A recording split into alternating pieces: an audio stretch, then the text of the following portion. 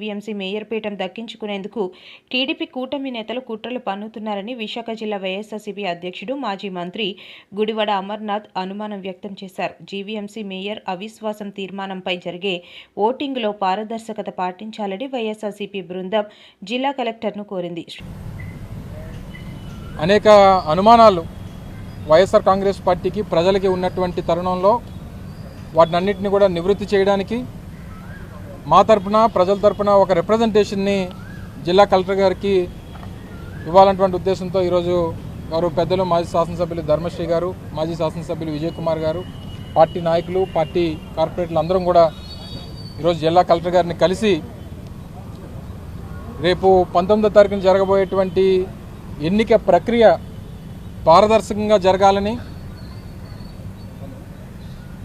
CC camera surveillance కానీ లేదా వీడియోగ్రాఫర్స్తో మొత్తం సమావేశం తాలూకా ప్రొసీజర్ని షూట్ చేయాలని, అనాథరైజ్డ్ పర్సన్స్ని ఎవరిని కూడా ఆ రోజు జీవీఎంసీలోకి అలౌ చేయడానికి వీల్లేదని, హాజరవుతున్నటువంటి సభ్యులు ఎవరైతే ఉన్నారో వారి ఐడెంటిఫికేషన్ అనేటువంటిది కూడా చాలా పర్టిక్యులర్గా చూడాలని, అలాగే కావాల్సినటువంటి సెక్యూరిటీని కూడా అక్కడ ఏర్పాటు చేయాలని, ఇవన్నీ కూడా కొన్ని ప్రధానమైనటువంటి అంశాలన్నీ కూడా పొందుపరిచి ఒక రిప్రజెంటేషన్ని వైఎస్ఆర్ కాంగ్రెస్ పార్టీ తరఫున ఈరోజు జిల్లా కలెక్టర్ గారికి ఇవ్వడం జరిగింది. దాంతోపాటు మేము ప్రత్యేకంగా కోరింది ఏంటంటే, సరే వారు అధికారులు ఏ రకమైనటువంటి ప్రక్రియను ఫాలో అయినప్పటికీ ప్రజలకి పారదర్శకంగా ఉండాలనుకుంటే మీడియాను కూడా ఆ రోజు అలౌ చేయాలని చెప్పి జిల్లా కలెక్టర్ గారిని కోరడం జరిగింది. ఎందుకంటే మీడియా ఉంటే వాస్తవాలు ఏంటి అనేటువంటివి కరెక్ట్గా బయటకు వస్తాయి.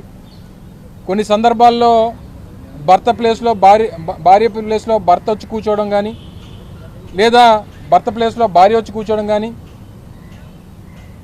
సరైనటువంటి సంఖ్య లేకపోయినా సంఖ్య ఉన్నట్టుగా చిత్రీకరించేటువంటి ప్రయత్నం కానీ, ఇటువంటివి అనేక అనుమానాలు. ఎందుకంటే మీకు తెలుసు కావాల్సినటువంటి నంబర్స్ ఏ రకంగా ఉన్నాయో అనేటువంటిది మీ అందరికీ సరే. ఏదేమైనా వారికి మేము వారు వినేటువంటి పరిస్థితిలో లేరు. ఎవరైనా ప్రజలు అనుకున్నటువంటి విషయాల్ని వాళ్ళు ఆచరించాలనేటువంటి ఉద్దేశంలో కూడా కూటమి నాయకులు లేరు. వైస్రాయ్ రాజకీయాలన్నీ కూడా చేస్తూ ఉన్నారు. వాళ్ళ దగ్గర నెంబర్ లేకపోయినా మా దగ్గర 111 మంది సభ్యులు ఉంటే మా దగ్గర 112 మంది సభ్యులు ఉన్నారని చెప్పుకునేటువంటి పరిస్థితికి వెళ్ళిపోయారు వాళ్ళు. అంటే మా దగ్గర నెంబర్స్ లేకపోయినా ఉన్నాయని చెప్పుకొని ఇతర సభ్యులందరినీ కూడా ఏదో రకంగా వారిని వాళ్ళ వైపు తిప్పుకోవాలనేటువంటి ప్రయత్నం జరుగుతూ ఉంది. ఏవి కూడా జరగవు. తప్పకుండా వైఎస్ఆర్ కాంగ్రెస్ పార్టీ అవిశ్వాస తీర్మానం మీద పెట్టినటువంటి మేయర్ గారి మీద పెట్టినటువంటి తీర్మానం ఏదైతే ఉందో లేదా ఎన్నిక ఏదైతే ఉందో అది వీగిపోవడం ఖాయం.